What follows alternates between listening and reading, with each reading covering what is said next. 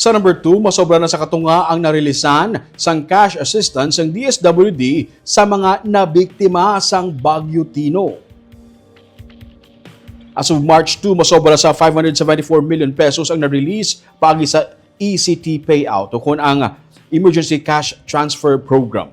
85,990 ka mga beneficiaries nga naigo sa bagyo o kung naigo sang bagyo Tino gikan sa Hinigaran, Isabela, La Castellana, Himamaylan, La Carlota kag Canlaon City ang nakabaton. Suno kay DSWD Regional Director Arwin Razo, padayon pang payout sa Bago City kag Pulupandan. Nakaschedule man sila sa Binalbagan kag Moises Padilla kag Pontevedra sini nga semana. Target nila nga mahuman sa tunga-tunga sang bulan sang Marso para makasugod naman sila sa releasing sang social pension para sa mga senior citizen.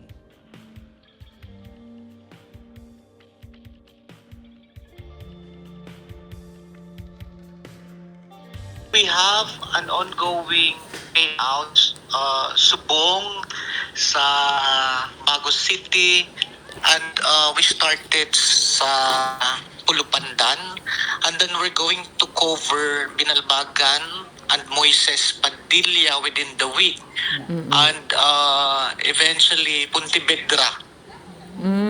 So the entire 4th and 5th districts of the province of Negros Occidental